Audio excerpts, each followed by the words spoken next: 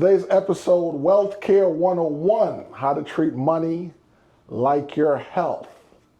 And we are seated here with none other.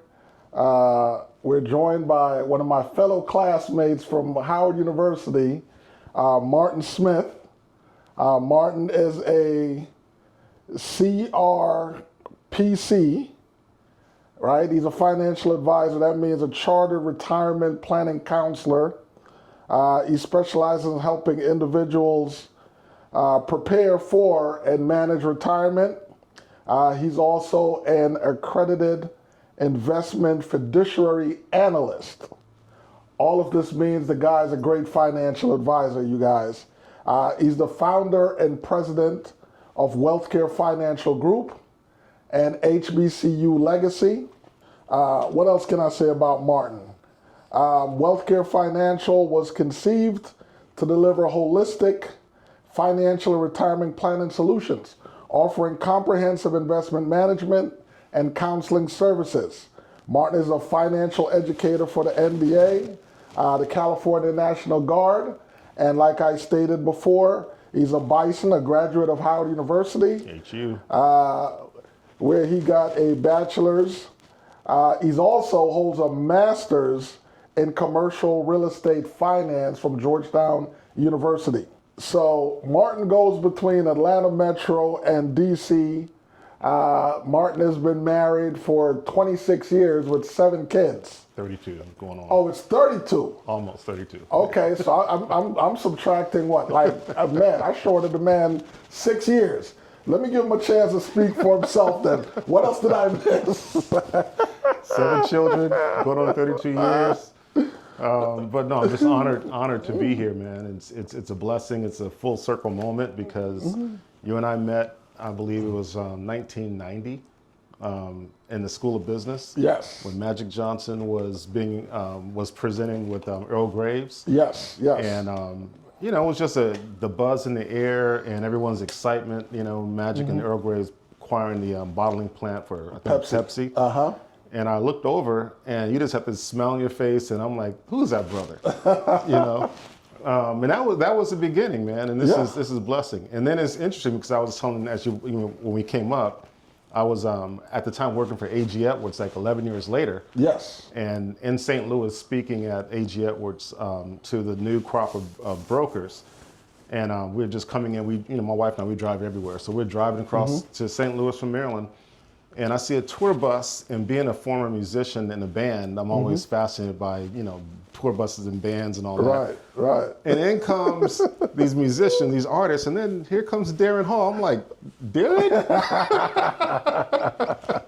You were stopping at the same hotel on tour, and it was just cool to see, 2 brothers, young, experiencing success, and just focus and getting after it, Oh yeah. And then just crossing in the middle of the same hotel.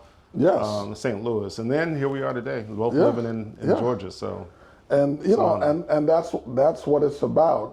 It's funny that you brought up the Magic Johnson and Earl Graves and that deal, because that was such a pivotal moment for me as an entrepreneur, because I was kind of budding at that point.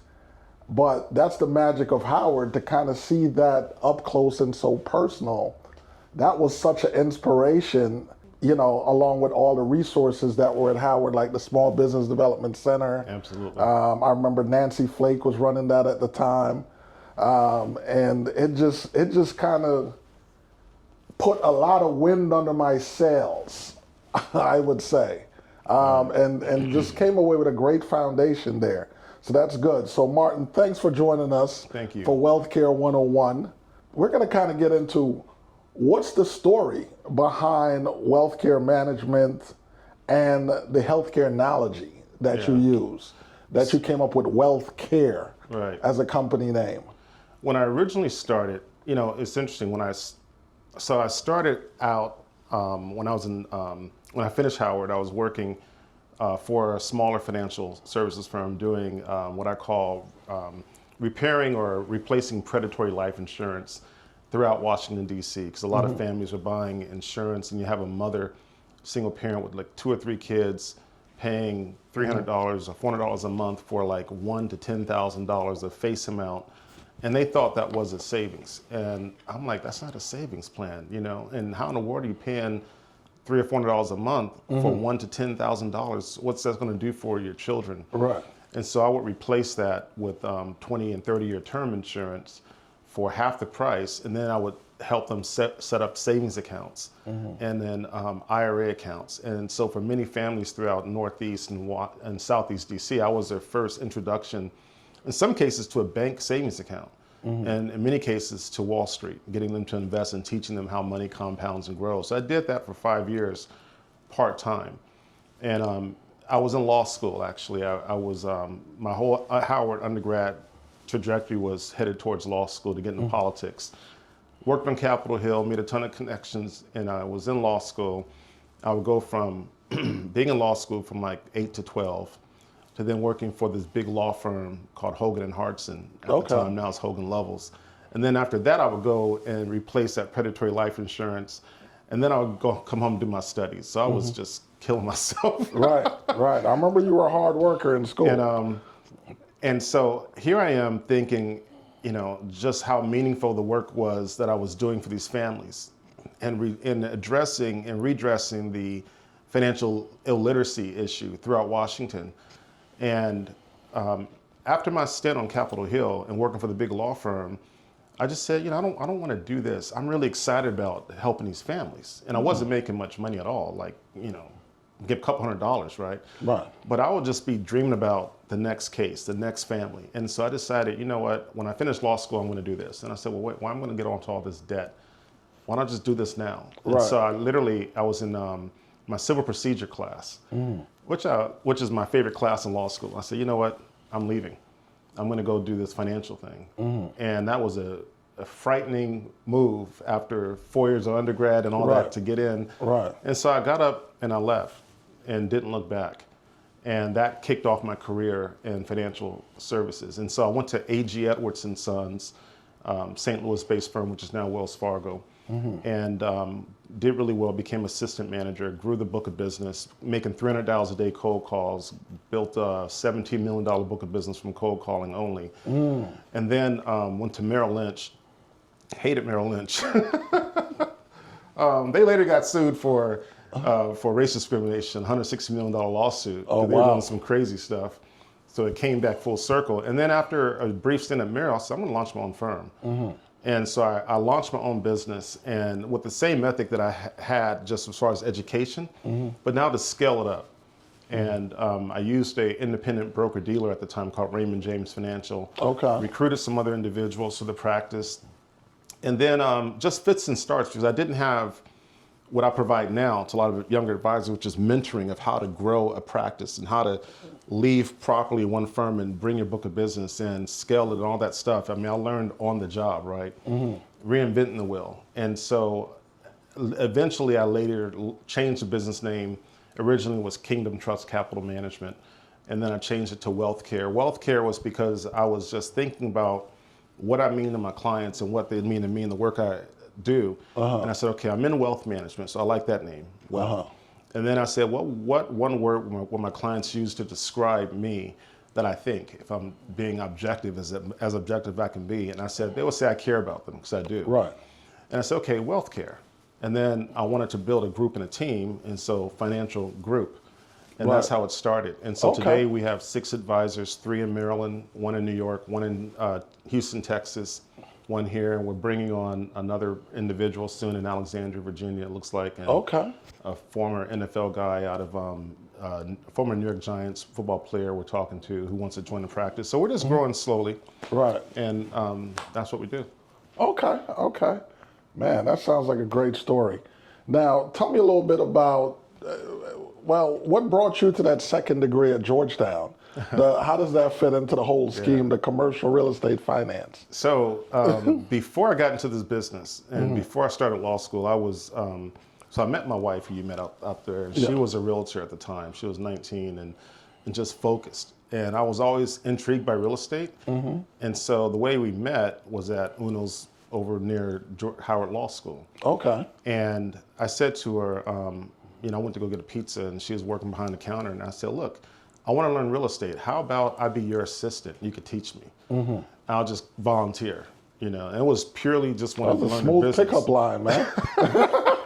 She's getting like free work from a brother who likes to work, right? 32 years later, that's right, a very smooth pickup line. And so here I am, I'm volunteering for her and interning really, and she's just kind of showing me the ropes, and she drove me all over DC and all over Maryland and pointed out areas of real estate that's really high value in the future. And she was like, look, you need to get these 4-unit buildings now because they're going to be worth something. And she had just an incredible vision. She was actually an architect student. She later went back and finished her AA, BA, and master's in architecture. Okay. Summa cum laude 4.0, top of her class. After being, a mother working full time, dealing with me, just blew out the water.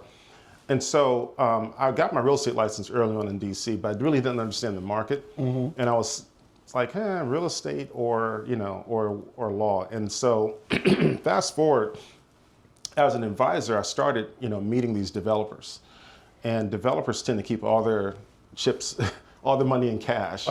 If it's not in real estate, it's in cash. And so I was trying to come up with a solution, because developers will keep $50 to $100 million that powder dry. And I'm like, those are huge assets. I could help you manage that for short term and get some yield on the money before you deploy it into a real estate project. And having an interest in real estate myself and commercial, I had a lot of opportunity when I practiced my business. Well, excuse me, when I sort of got my business to a point where it could kind of run, without me having to do so much behind the computer every day. I like to sit in front of the computer hours, but I kind of got it to where I was able to spend some time away a little bit. And so I went to work with this is after the Great Recession, so I went to go work with a commercial real estate firm in Bethesda, Maryland, to kind of learn the ropes. And I was running my practice and also working with this commercial real estate firm. And I just learned the whole DC high-end real estate market from this firm. And then there was an opportunity to get a master's at Georgetown. And I said, oh, well, the entire program was like $30,000 for the, Georgetown master's is like 50-something thousand a year. Right. And I'm like, I can do this, while I'm running my practice. And so I wanted to figure out how to marry real estate and finance and just really learn the language, because a lot of advisors don't speak that language. And so I got my master's in commercial real estate finance, and it just put me in a different realm for dealing with folks who really have wealth that want to go beyond the stock market. Okay. So if you want to scale from residential to commercial and have someone to talk about the acquisition, disposition of real estate assets and how that fits into the entire picture, then I'm your guy. I can do that. Gotcha. So, all right. So let's kind of keep moving. Tell me this. What's one hard lesson story you've learned about money? Golly. like what money lesson did you learn the hard way? I think probably debt early on in Howard, because I didn't know a thing about money. I didn't know what ticker tape was before I got into this business. When I just saw that, I'm like, what is that? I had no idea, because I studied communication. I'm from the School of C. Right. Communications. Right. I talk a lot. That's all we do. Right. You business school folks, graduate with your dollars like this. I'm like, you're gonna need someone to communicate how to, Right. But I think for me it was getting into debt at a young age, and feeling like $5,000 debt was Mount Everest that I couldn't overcome, and working to get that paid off, and then not getting into debt again, which I did, and understanding how some debt is good debt and some debt is horrible, bad debt, and learning how to use debt and leverage in a way that helps me build wealth versus hurts my credit score.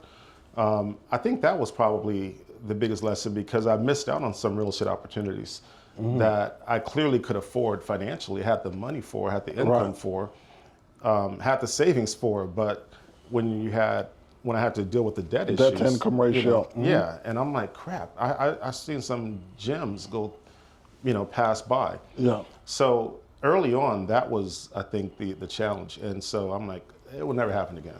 Yeah. And that's a big thing that that I see every day, and I'm starting to become concerned, because you have a generation of folks that, and kudos to them, but they're getting degree happy. Yeah. Right. So I'm seeing, people amass 2, 3 master's degrees and run up all this debt, but then the job situation that they're in is paying them $63,000 a year, right? Yeah. So now they're stuck. They can't even purchase a home because the debt to income ratio is out of whack, Yep. right? But you have 3 masters, so it may be a good little bragging tool at a certain point, but it's not really financially sound in terms of moving you along in terms of wealth building. Absolutely. So, which brings me to my other thing, and I'm sure you have heard, I think in my last episode, I was speaking with someone, and one of the things that I brought up, what do you think about the buzzword generational wealth? Generational wealth. I think that has kind of permeated social media at this point. Is it hype or helpful? Hyper helpful. So, I've seen generational wealth as a financial advisor. I have, and I've seen the other side of it. I've seen the impact of, more so Jim Crow, right? And how that has impacted our wealth. Because I've met with maybe a couple hundred families or so, right, over the years. So I've been in situations where a client will have $3 or $4 million. I'm like, what do you do for a living? Oh, I work at AT&T. And how in the world did you get this? Well, my grandfather had these many acres in, Howard County, Maryland. And, one of my clients actually had this story, and then she said, come follow me to this room. So I go in the hallway, here's a picture of a family tree. And so she points out, this is my great-great-something grandfather lived here in Maryland, and he owned slaves. And this is so-and-so, and he had enslaved people. She literally just walks me through her family tree and points out who was a slave owner. And they have all these acres and, multi-million-dollar family. My clients to this day, right? I was just like, wow, that gave me a perspective of how generational wealth through this country has impacted for the good some people, while simultaneously, on the other hand, having a negative disadvantage for other people. And so I think we have to understand that, but understand how that works. And I tell people that, they say Capitol Hill and Wall Street, 2 opposite sides of the same coin. Right. If you were to split that in half, sociology and economics, 2 opposite sides of the same coin. And we have to understand how all that plays together in wealth building. Right. And not just attack it from a financial perspective, but understand some things historically, and so you can put some things into practice. That sounds fluffy, but I think when I think about generational wealth, that's how I look at it. And it begins with one individual. My wife and I began with us, and so we're building that going forward. But what I saw in our community was grandparents owning land, and whatnot. But I never saw like the huge assets in stocks. I saw that more so in the white community than the African American community. And to your point, I mean, you've kind of touched on the answer that I'm kind of looking for, which you kind of glazed over a little bit. Is that sometimes I am concerned to a point that it hasn't become a little bit of a sales piece, as in opposed to the practicality and the intentionality behind it. I think we have latched on to the buzzword, and we need to understand how to make it applicable, and so generational wealth does exist. Absolutely. But we need to now take that word and lay it open, and really figure out how to apply it in our lives practically where we are right now, wherever you find yourself, whether as a student or adult or whatever. It's sexy, generational wealth. Who wouldn't want it? Exactly, exactly. But we have to learn, not just our community as a whole has to learn not just what are the buzzwords, but what are the steps? What do you do? And generational wealth exists in every country in the world, and it comes from different circumstances that exist. I'm originally from Jamaica. I grew up knowing people in Jamaica that they have had they've had that money in the family and those lands since probably 2-3 generations. Good gracious. Some of them are from European origin that came there or Asian origin. Some of those Asians have had those same supermarkets and wholesales in Jamaica for generations. So it is a thing. But what I'm getting at when I point all of that out is, okay, it's sexy, but what are we going to do? How are we doing it? What are the steps to doing it?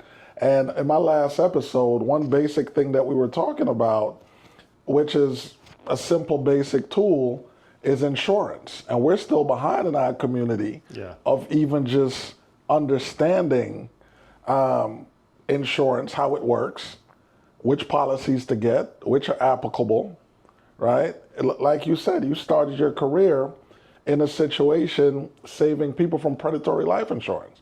They're paying $300-400 a month for a $10,000 policy. Absolutely. That's not building generational wealth. And that's what I mean. Let's get away from the sexiness and let's get to the grittiness of generational wealth and what we need to do in order to achieve that. And that's on a couple different, you know me for a long time. I've always been passionate about entrepreneurship. Why? Because if you start a business, it is something that you can pass on to the children. Yeah. Right? Insurance is one way to accomplish that. If you can get folks to realize if you took out a policy on yourself, let's say $1 million, and your son's a beneficiary, or your trust rather is a beneficiary. Estate planning is important in this context. So if you want to do it properly, definitely. Irrevocable life insurance trust. Okay, and so the trust inherits or receives that death benefit, and I've seen families roll an insurance policy multiple generations by taking the death benefit and then buying insurance on the next generation and just continuing that process. And if you can get folks to consider the longer term possibilities of that and take delayed gratification, saying when you get this inheritance, don't go spend it. Take what you need, supplement your Social Security, take it to supplement what you already have, what you've already worked for, but let those funds roll through the trust, adding more insurance wealth to it. That's going to come out tax-free later. In that regard, it can be a snowball effect. It starts out small, but it can really add up 2-3 generations down the line. One of the ways, as a people, we could address this huge disparity in wealth is through insurance, but it takes a collective mindset, understanding how to use it. And everyone's not going to get it, but it could occur that way. That's one way of doing it. And everyone is not going to have that patience. Yeah, and it's the least expensive way to accomplish it because a small premium could purchase a lot of insurance. But they need the education component, you know. And so, collectively, this individually, but a collective mindset in this regard, it could work. But it takes a lot of work to get people thinking in that regard. Okay, so tell me from your experience, how do you guide today's young wealth builders who are coming from a survival mode background? I'll start with financial planning, generally speaking, because you want people to see where they are. I need to see where they are, but they need to understand everything that's impacting their life. Because it's one thing and you notice this from record industry, from music industry. Someone gets a record deal, they get a bunch of money. And we call it sudden wealth syndrome. When I was doing educational events and seminars for the Development League of the National Basketball Association, they had me focus on sudden wealth syndrome because these guys are getting tons of money. People tend to not think about taxes, right? They think about, they want to purchase that luxury item. And so they have to perceive their own situation correctly, the way I would as an advisor, but it's on me to educate them to see that. And so we'll talk about income, debt, expenses, goals, retirement, income needs. Now also trying to project out income needs in the future. And so what I try to get them to do is not have it open-ended where, you can just keep upgrading your lifestyle. You can keep buying more. Because then you never know what your income needs is going to be in the future. I try to say, okay, reasonably speaking, you're 30 years old today, or 35 years old today. How much income what kind of lifestyle do you want in the future? Let's figure out what kind of income it's going to take to get there. So that puts some guardrails, some brackets around that, right? And then they can say, okay, I want this lifestyle. It means this net worth. It means that income. Right. Okay, now let's back into where we are today, and let's put the proper tools in place that's going to help you grow to that level, right? So now they're looking out 20, 30 years down the line, Right. and they're seeing how saving an extra $500 a month or $1,000 a month, or taking this $100,000 and diversifying it properly and buying equities and so forth versus buying something fancy and flashy. Right. And now it has more meaning, and they are attaching lifestyle to it. You know, I try to paint the picture. I say, okay, when you think about your money, I want you to see children, see grandchildren, see lifestyle, right?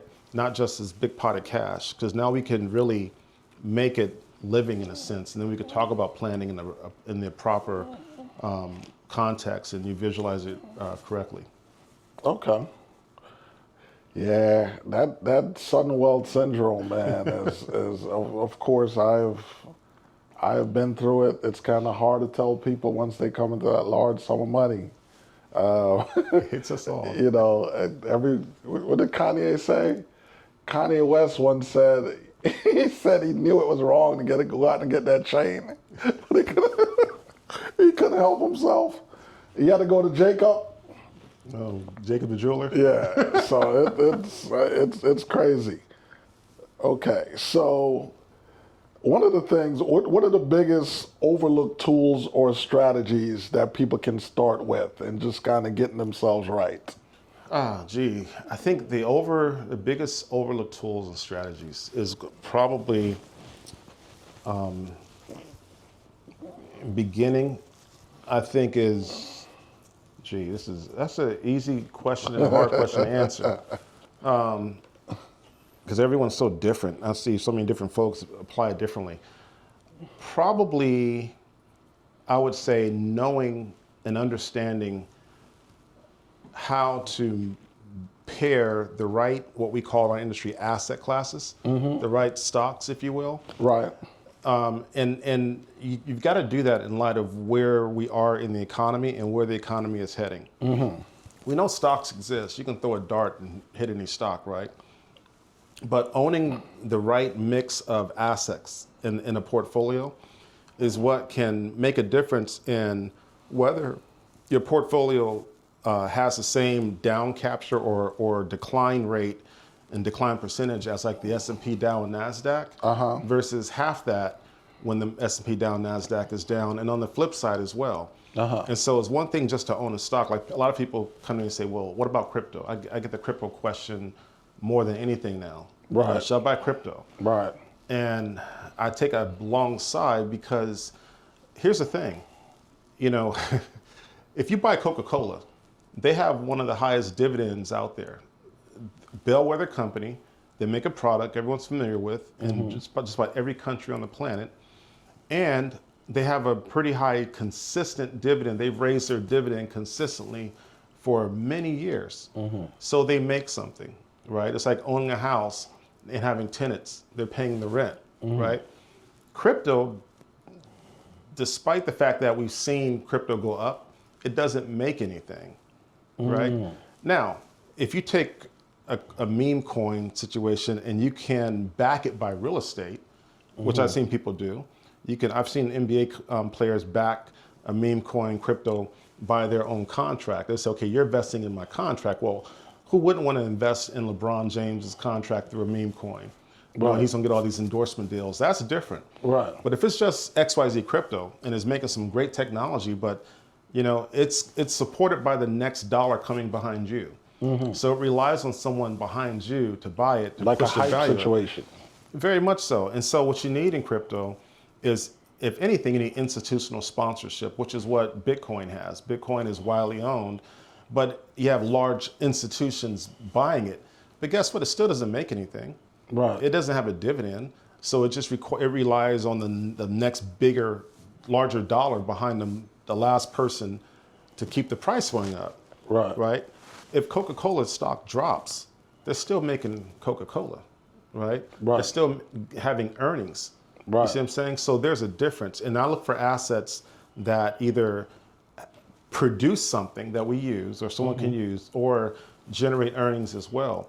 And so I try to help people understand that it's one thing to buy a stock, and I'm all for it. But if you're going to buy a stock in technology, now let's look at something in healthcare, something in insurance, something in perhaps consumer staples, right? Because when the market is dropping and you have money invested and you haven't considered the next recession to come, the one question you want to ask yourself is, where do consumers have to spend money even in a recession? You got to follow the money. Right. And wherever consumers and large dollars by the billions is going to run to, those are the assets that, while they still might decline somewhat, will not have the same rate of decline as, let's say, Google or Apple. You see what I'm saying? And so it's a defensive position. I think the biggest challenge, as your question, to your question, is individuals, investors understanding that, and not just looking at the stock market or stocks or investments in the narrow, but you got to understand the economy around it, so you know what type of investments is suitable for a person's portfolio, especially in a declining market. Gotcha. Okay. So how do these conversations differ when you're speaking to families versus entrepreneurs? I love your questions. So families tend to, when it's truly like husband and wife, they've had some conversations before I got there. So they're usually on board, right? And one person is normally leading, another person is usually supporting, is what I found. And oftentimes it's the wife who's leading, the husband who's supporting. Right. And so, and just as a side to financial advisor, if you're cold calling, don't sleep on the wife. Don't be like, oh, let me talk to the husband. You will lose some clients and some assets and some deals by assuming that the wife is taking the back seat. Right. In many cases, they're leading that discussion. And they're the decision maker. In many cases. In many instances. Yeah. And so, but I tend to find that the families are, they've had some conversations and they're ready to make some moves in the right position, and they're being prudent, right? They need guidance. Entrepreneurs, and I got a number of them as clients. Oh Lord. Some have learned from the School of Hard Knocks, and they're doing better. And now they're being more conservative with their assets because they know that building their business was an overnight thing, and they've seen that growth trajectory, and they've made some mistakes, but they know now that they've got a second or third bite at the apple and they need to be careful. But then there are the younger ones, or the new start entrepreneurs who you just can't get to listen. They hire you, and it's like, okay, I don't, I got some clients that have 7 figures, and one of my clients is, I won't say the gender but this individual makes about, I don't know, $500,000 a month. And I'm like, okay, so why am I only managing $50,000? And you've had these great returns. Where's the rest of this money going? Right. You know what I mean? Right. Like, what are we doing? Right. We have an opportunity to build fabulous wealth, and I can advise you on more than just 50 grand. We can get into real estate and commercial and other things, but where's the rest of this money going? And it's just, vacations and, and so I'm like, oh gosh. So it's that youthful, I'm a new millionaire. And I'm just, and it's going to go on forever. Yeah, it doesn't go on forever. It doesn't, and I think that was one of the biggest challenges in music, was trying to communicate that to people, because that money starts rolling in. You're getting that tour money, and I think for most, everyone, they can't see the end. They think it's just going to continue forever, when in reality, more times than not, it's a cycle, and your time is now, right? And that's even the disparity that I found as well, in just trying to, that I wish urban acts would do more. Tour while you're hot, right? But a lot of people don't like touring, but I'm like, you have to, well, that was back then, but you have to get out and get that money. Yeah. While I was working with groups like NSYNC, going on tour with them by providing the opening acts, and these guys, when they were hot, they stayed on the road. Yep. They were never home. Yep. Right. So so that's why now I would imagine they're still in the money. All right, because you figure if they made that much, they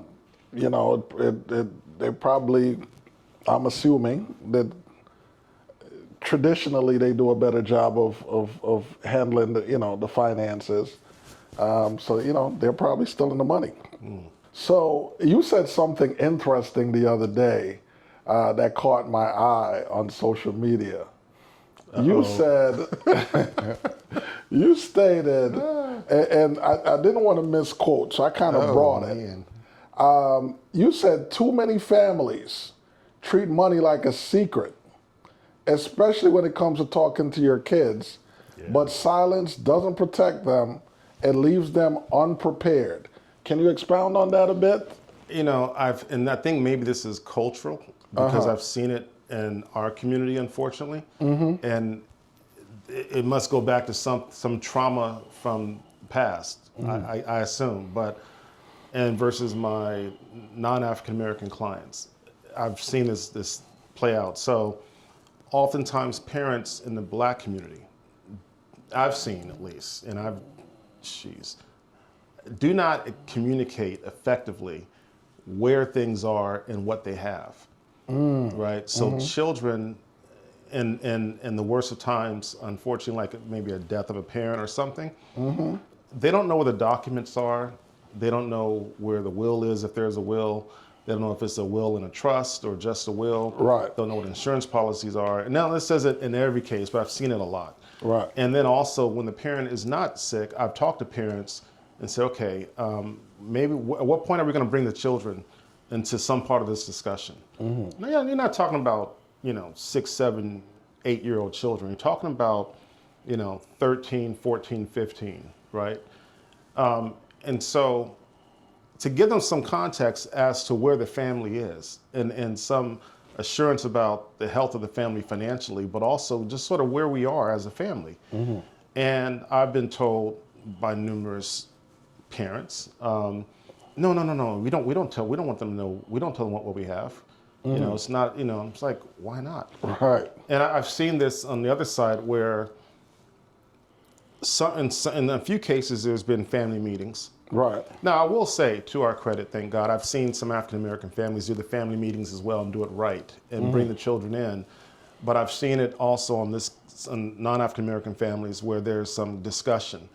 And so I don't know why that is, where some parents just feel like they cannot or should not communicate to their children what they have, what they have saved. And, right. and I just think that doesn't help anybody. It certainly doesn't help if that child, like in my case, becomes a financial advisor, right? And I can provide advice and say, hey, I've done this for other people. Let me do it for you. Right, right. So yeah, it does not. I don't see the benefit of it. It doesn't help. I could see that. Shouldn't be left in the dark. Yeah. Should definitely be kept abreast of what's going on. Absolutely. Because I think a lot of times they're so unprepared. Even, we see it a lot when it comes to the real estate assets, right? And of course, oftentimes we have a big campaigns around don't sell Big Mama's house. I remember that one. And, that's a simple thing to say. And, as a real estate entrepreneur, broker, whatever, I am for it. You should hold on to Big Mama's house. But I have encountered situations where it's just not possible because of the internal conflicts within the family. And so it's best in that case to divest yourself. And then at that point, you can take the proceeds and, independently make your own investments. So there are different dynamic shifts when it comes to family and family involvement. but we're going to move past that. What are some of the biggest overlooked tools or strategies that people can start with in developing a strong wealth building foundation? I think the biggest overlooked, which requires, so there's no quick money. You can get lucky, and I have a bunch of those No stories. quick right? money, folks. There's no quick money. Even the illegal stuff that you guys like to discredit them and say they're making easy money. Nothing easy about it. No, I mean, you can get lucky and land on a decent trade, right?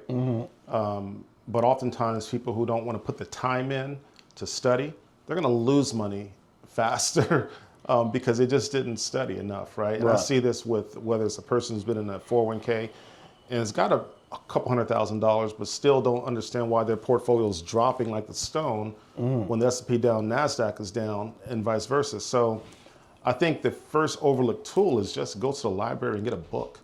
Seriously, like I have a book reading list that I recommend everyone. Should I give it out? Yes, share it, please. Okay, so because again, I didn't study finance because I wasn't sitting beside you in class, right? I was in the School of Communications. No, but he knows more about finance than I do today. And, so I'm self-educated in this industry, in this business. So the one book everyone should read, is by William O'Neill. He is the original publisher of Investors Business Daily, which used to be a daily paper rival to the Wall Street Journal.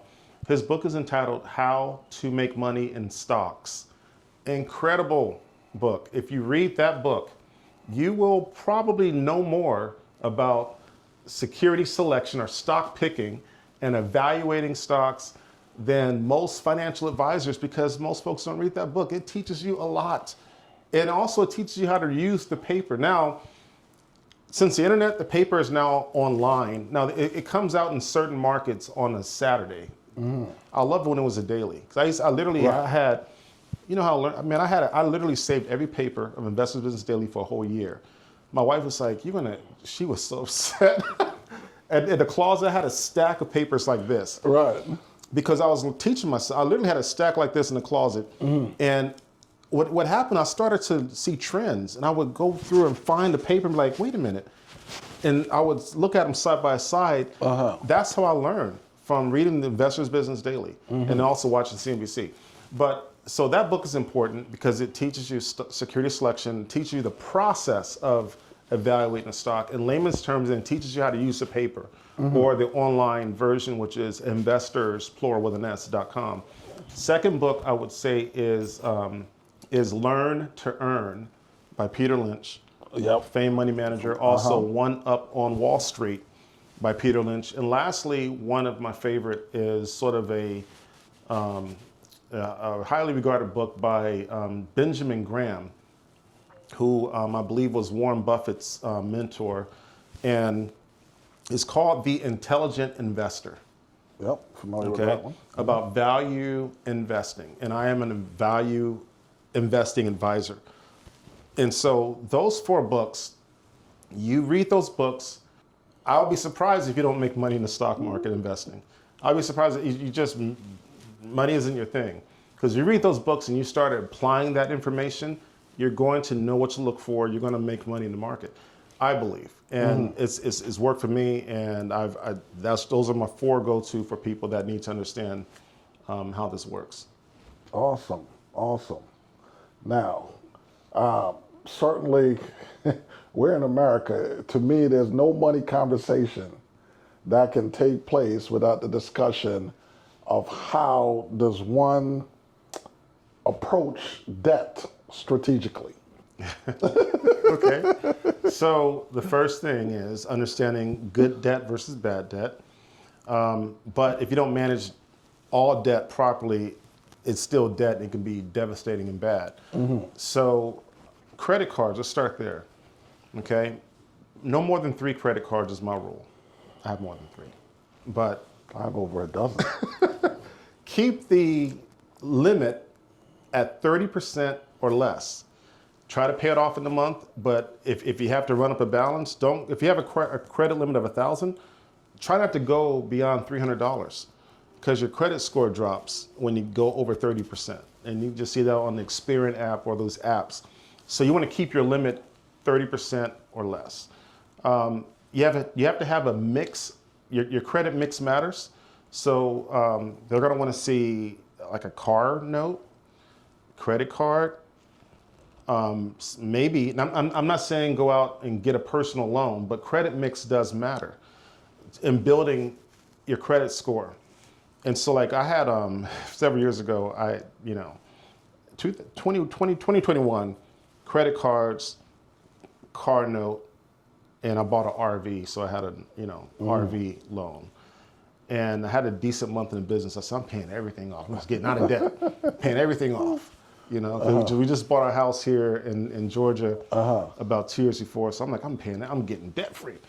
Man, I paid everything off, right?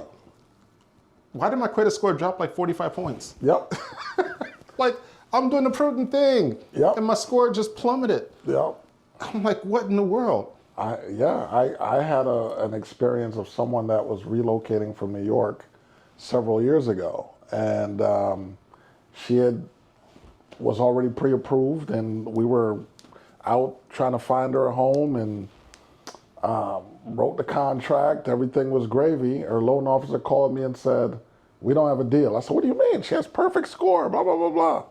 He said, well, she did until she decided to clear all her debts prior to her move. So she paid off every single thing and her credit score plunged. I think it was over 160 points. Lord have mercy. Yeah, it was terrible. I'm glad you brought that up. We live in a debt society, and that debt society, the ethos is, it's on you to make debt work for you, but if you try to get out of that role, you try to play by another role, you get punished by it. Yeah. And so now, I sold some land in Maine. I purchased 26 acres of lakefront properties. I love fishing and kayaking, so I went beautiful, property in Maine, and I sold it. And I said, okay, this time I'm not paying everything off. Right. I paid off my credit cards. I paid off all the credit cards. And the car, my truck out there that I want to pay off because I'm tired of the payment, I'm not paying that bad boy off. I'm not, and I can, but, I'm just saying, okay, because I don't want that experience again. So I'm going to carry it. I want to just pay it gradually. I'm going to make larger payments to pay it down. But just wiping the whole thing out, I've had that experience. So I think, to your question again, debt, the credit mix is important. A mortgage helps, obviously. A car note, on-time payments help. And then, of course, keeping your score below 30%. And for those who want a line of credit, something else I learned, because I tried to get a line of credit from a bank some years ago. They said, well, we can see all this money coming into your business account, but we see it going out in the same 30 to 60 days. I'm like, yeah, because I'm making money. And I'm like, no, we want to see you keep 30 or 40 or 60% of that money. And because then that tells us that you don't need this cash. You can afford to keep it here. I'm like, oh, okay. So, if for those people ask me, how do you get a line of credit? I'm like, well, you have to have the income, but you also have to demonstrate the ability to not spend 100% of your income. Yeah. You want to keep it in the business account, and whatever you can keep there that not spend, do, because then the bank says, okay, well, you obviously don't have a cash flow issue. If you make 100,000 and can keep 40% of that money here and live on 60, then you obviously you're living. They're judging. You're saying your expenses are lower than your income. You're living within your means. Right. So that's how a line of credit happens. So these are some things I learned just from, over time. That's one way to grow and build wealth. I think the crazy thing when it comes to, and the best time to get credit, what I've learned is when you don't need it. When you need it is the most difficult time to get credit in business.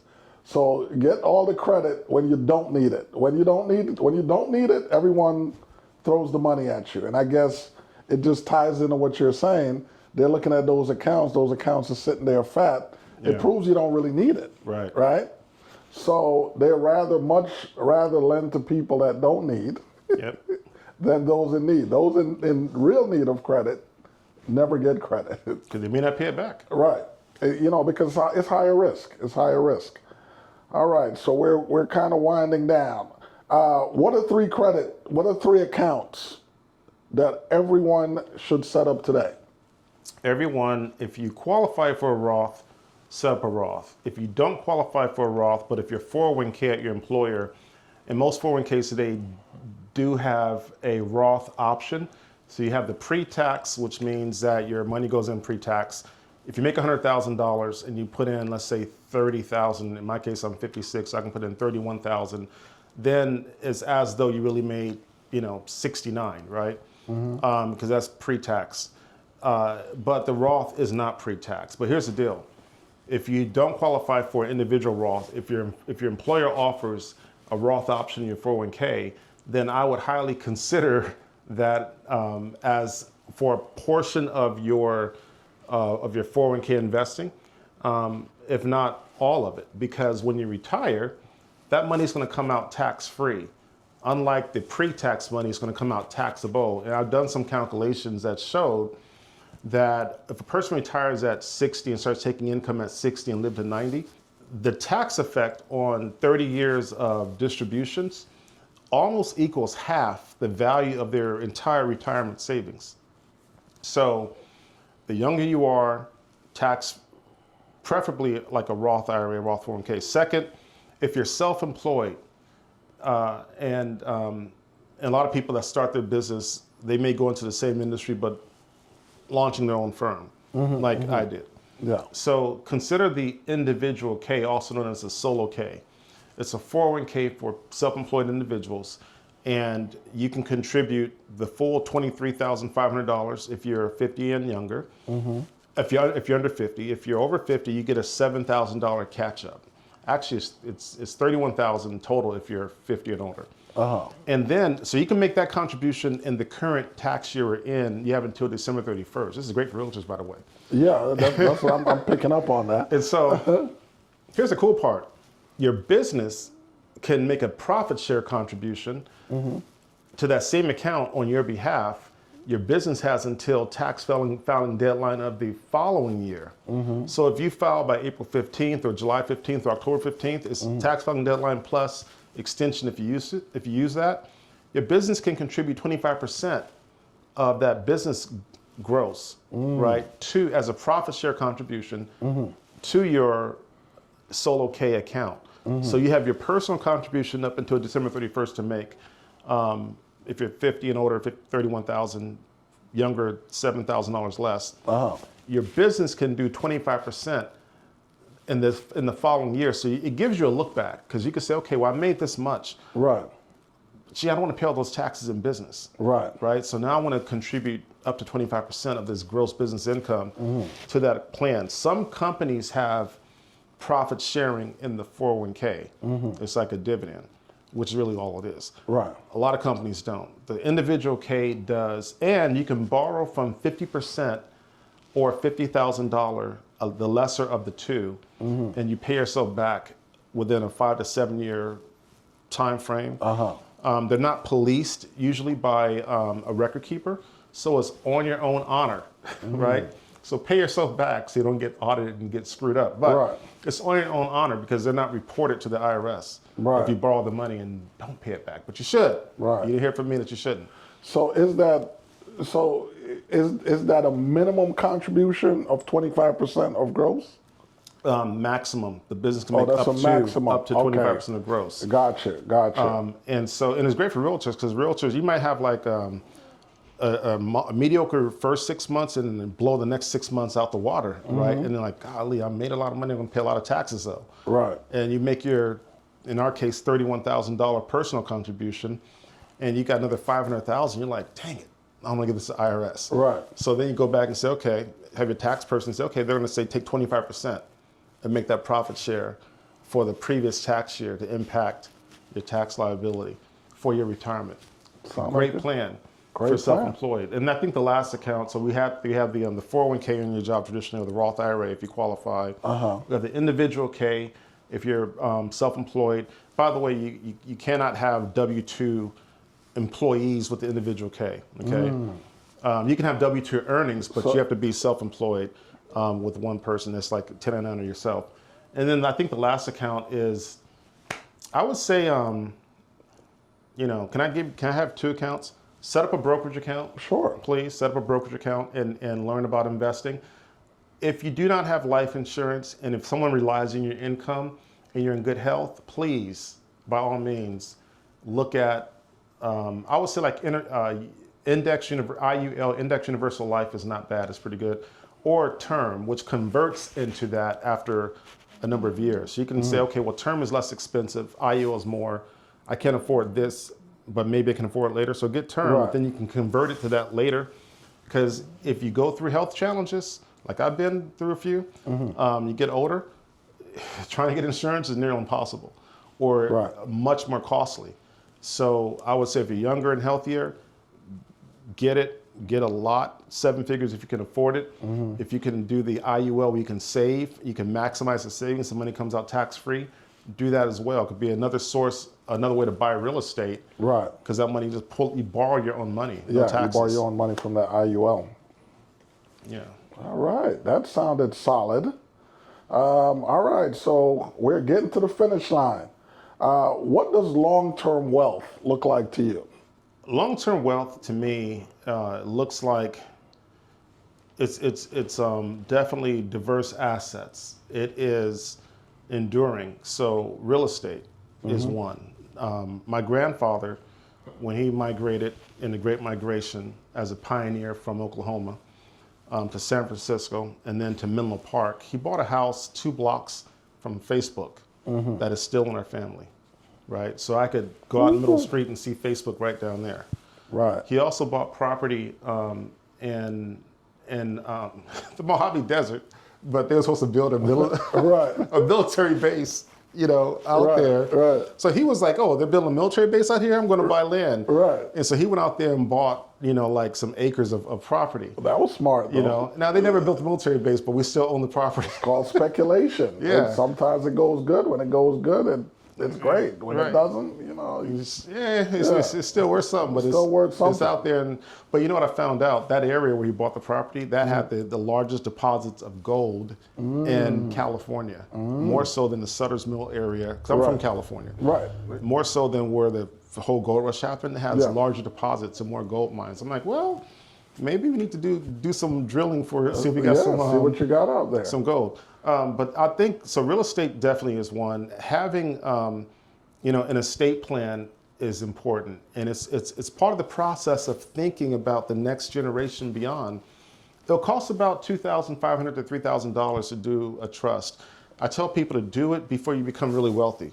Because nothing more that a lawyer wants, I think, than to have you come in with having done no estate planning. Right. Assets everywhere. Right.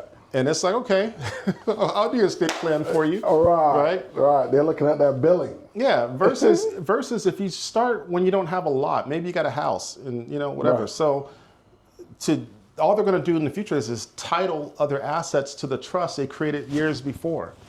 Right. So having an estate plan with intention, thinking about acquiring assets in the future.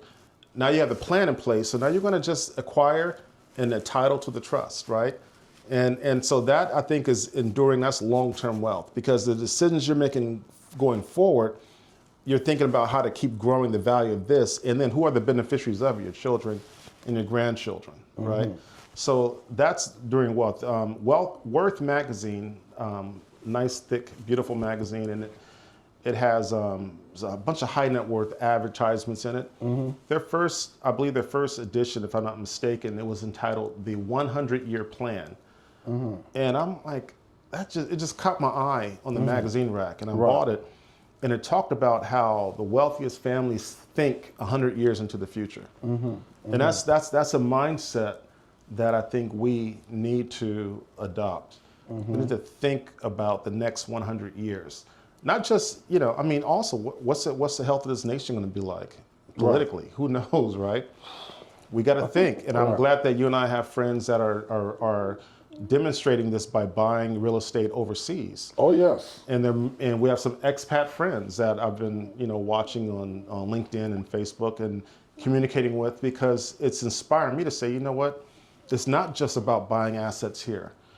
It's also about looking at other places around the world where property is less expensive. Absolutely. And our children can have an international mindset and begin to branch out. So that's what it looks like to me.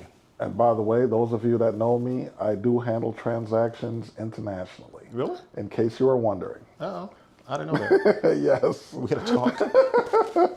All right. So, Martin Smith, thanks for coming and joining us on the Rogue Asset Thank you for having me.